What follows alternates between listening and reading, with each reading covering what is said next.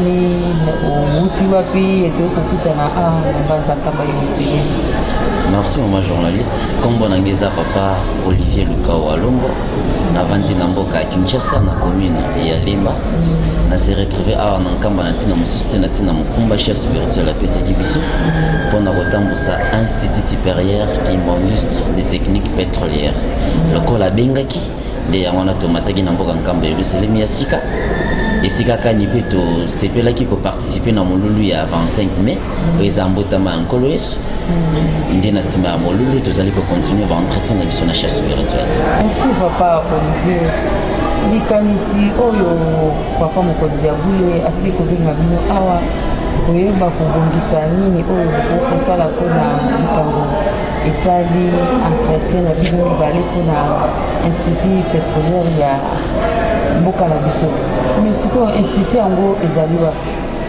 Merci maman journaliste. Institut ezwami na mboka Kinshasa na commune ya Lemba na paroisse Kimbongiste ya Lemba cité où ezwami na avenue Lwangi numéro 2 na quartier Foire ndesika kani tata mokonza bula kani totia institut supérieur Kimbongiste des techniques pétrolières. Il faut pas ndenge bozadi esi bopandi bien na ndobandi yango te. Ah oui, lokola eza eloko ya sika na kati ya lingomba tokotosaka leta nde yango wana rentrée académique eza na sanza ya octobre oyo oya na biso na mboka nkamba eza nde kolongisa makambo mike mike oyo etali biso lingomba na leta nde nsima ya kosilisa makambo awa tokozwa ndingisa epai ya leta mpona kofongola bikuke na biso. Leo ekasi ndenge mokonzi ya bule atuyo DG kuna na institut pétrolière atuyo likanisi na yo eza ndenge nini baprojet na yo ndenge okokotambisa kosala kosasoke moto oyo akoya kuna na kati ya institut wana abima lolenge pendele. Merci maman journaliste. Nazopesa nanu chef spirituel matondi mingi na shwa na yasali kopona biso totambusa institut oyo azalaka na mutu ya kotambusa eloko esengaka ye moko nano azala na kati ya matière wana.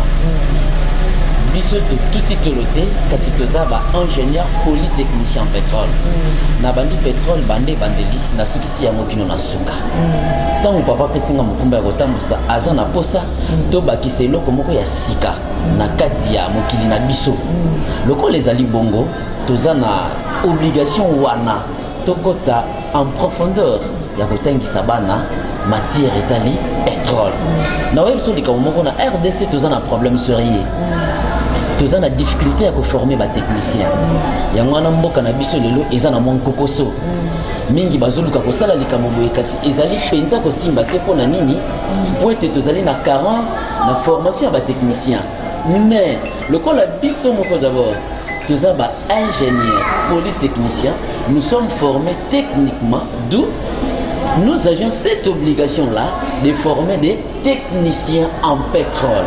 Alors, le kola mukumba waneza pa na biso ya ko former ba techniciens en pétrole, to kozama yele o biso to zwaki en tant que ba technicien formé de côté en profondeur, to zu formation de base, formation de qualité. O ekosala ke moi na soki abimi lobby azala chômeur te. Azala utile na société.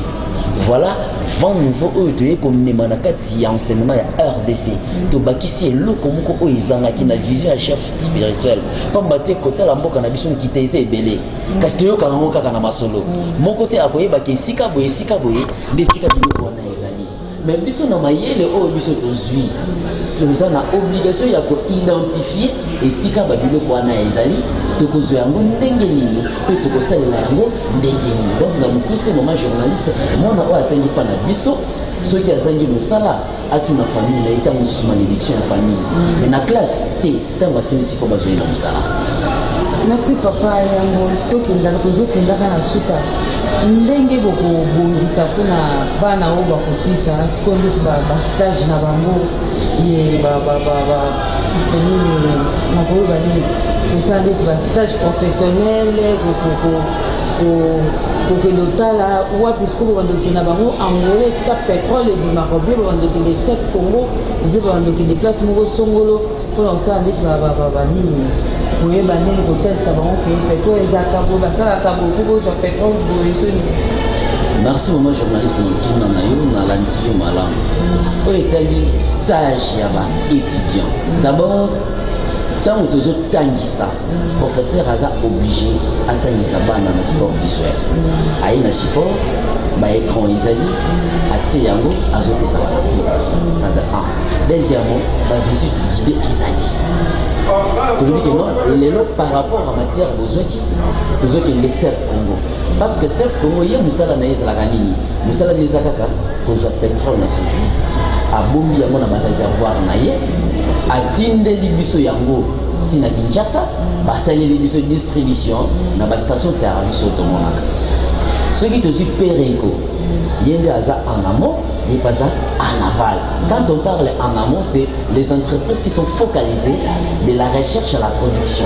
Quand on parle d'aval, les entreprises qui sont focalisées à partir des raffineries jusqu'à la commercialisation.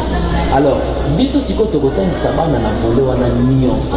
Le stage na bango, et ça problème ya communiquer que moi na tango asisi ye moko bana kolukate biso na ba contact na biso na ba relation na biso oyo institut azanango na ba entreprise oyo ezo exploiter hydrocarbures ne te recommander bana na biso na stage. Ceux qui basilisi stage na bango na zibana na nyonso na bombi bango yo entreprise yaka koluka bana pananga pamba te naza sûr ya formation nanga. Un peu plus tard on a société ezali le temps où on atangi malamu azosilisa mbala moko tozo orienté na société oyo institut afongoli kutoboyi na formé na tika kaka bongo te ntango nazo formé nazo pesa na msala. Voilà ya nayo ya mwana na mtu na yo. Papa Olivier DG, est-ce que yo okozala DG wana na ka na Kinshasa ou bien bokofungola ba classe mosusu ndeti na mwanda ndenge wana po kuna mpe basite na biso bakinganiste ezali ou bien botosuka ka na Kinshasa ou bien kote mosusu mpe ekozala bien na Angola ou bien na Congo Brazzaville bien wana? Merci maman journaliste. Selo ba projet na yo ndenge ozokanisela ndenge okotambwisa mosala na yo? Merci maman. Ndenge na ute koloba yango liboso na RDC nkita toza nango bisika ya ndenge na ndenge. Soki toke na mission na biso en tant qu'institut supérieur toza na mission ya koimplanter ba extension esika nyonso tokomona pétrole pamba te toza mpe na kosa na bato ya suka ya mboka bayekola lolenge nini bakoutilize nkita oyo ezali na kati ya se ya mabele na bango pamba te esika ya bandi pétrole eza memoa esalela ngo eza te tozozwa bakuti sur de gauche à droite. Biso na mboka na biso pétrole ezokima, biso na mboka na biso tomonaki boye, mais biso na mboka na biso esalaki boye kasi lokola bayebi ndenge ya kosalela yango te baza bloke. Donc biso toza na obligation wana totia ba extension bisika wana nyonso, mais direction générale etikali kaka esika moko eza géré na Kinshasa. Et ba extension nde yango wana ekofungwama de gauche à droite et permettre na bana oyo suka mboka bayekola ndenge nini bakozwa pétrole oyo eza na se ya mabele. Ceux qui, par exemple, m'avaient tenu institut formalité, par exemple, les gens qui sont en avion, on vous contacter de l'ennemi, ils vont avoir un siège de l'hôpital. Merci, moi, journaliste. Et on a aussi collé la siège de Kinshasa. Nous avons la commune ya Lemba.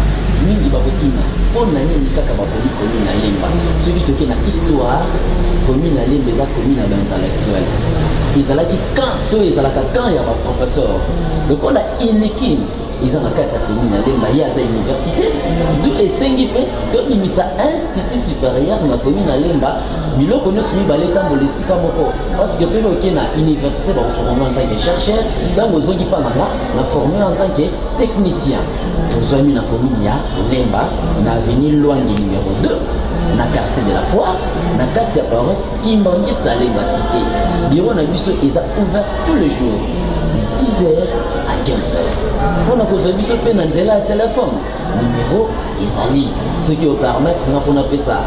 Bande pour na biso bazo landa biso na numéro. Voilà. Pour wane ko koza na ko bat bazo landa biso mukimba. Ye ba misusu bazo na bana awa na bazo na photo mais bazo na bana awa. Bakengeli batanga peut-être bamisusu bakoma otinda bango bamisusu bazetanga na Mwanda bamisusu na Angola, mais comme okoeza bula vili kanisi wana ake mokonzi ke ogere institut supérieur ya pétrole a na kati ya RDC yango wana po epesa numéro de contact na yo surtout siège na bino mpe adresse po ete soki baza na besoin na bino bameka kocontacte bino meki po mokonzi ya bule eza mikolo ekoya po ntango toza ekoki ça fungoli déjà G, papa fungoli déjà 4. Donc ndenge eza na mwana nyonso donc po azwa oyo aye mpambo.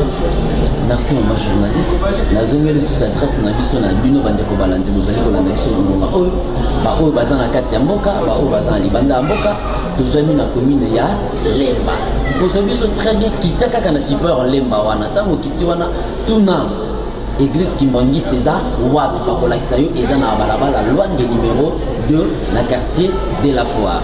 Bureau na biso eza ouvert banda lundi kino vendredi na ngonga ya 10h kino na ngonga ya 15h.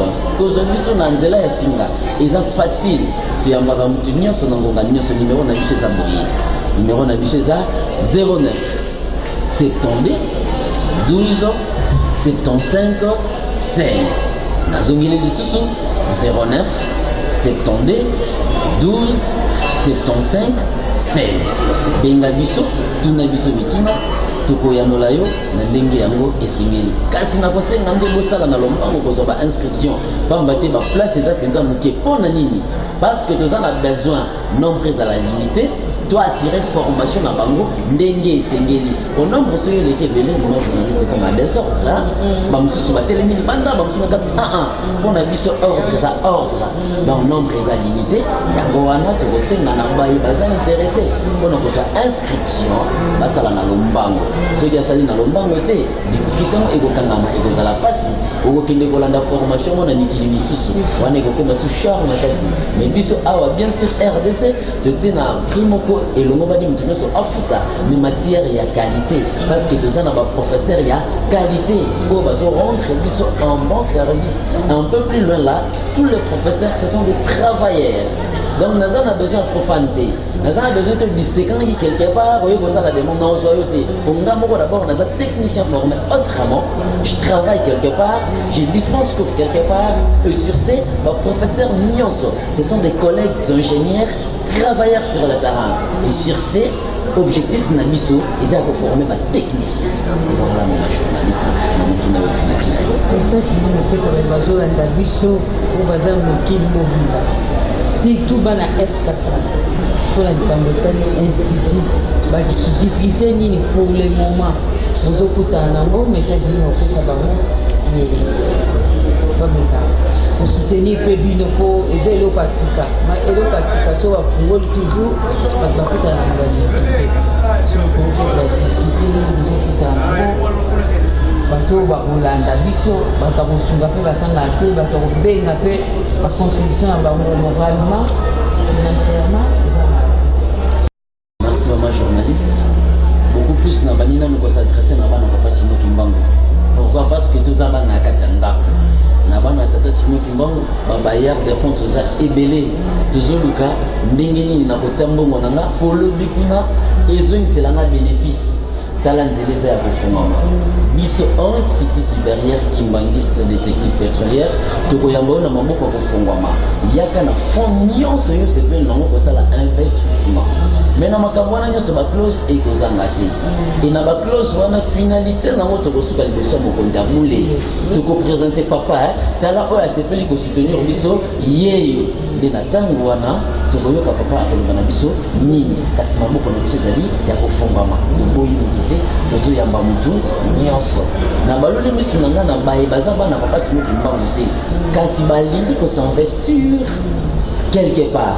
Oui, maboko na biso ezali ya kofungwama boya biso tokosolola bacontrat oyo tokopresente bino likolo ya mesa soki okosepela nango tokosala mosala elongo na bino soki omoni peke par rapport à bacontrat na okokana te wana otiki mais en tout cas maboko na biso ezali ya kofungwama même bacontribution morale bobenga biso botalisa biso soki poza na badokima parce que na domaine ya pétrole dokima eza pasi ya oza na ouvrage quelque part osepeli offrir biso yango toboyi yo te pesa biso yango parce que par rapport à section na ba option na biso esengi bibliothèque ezala ya makasi malgré tout toza na bibliothèque oyo eza incomparable mais aide wana mpe toza na besoin nango otindela biso bacontribution na bino morale soit financièrement en tout cas tokoyamba bino na maboko ya kofungama mais nyonso eza na transparence liboso ya tata mokonzi ya pule.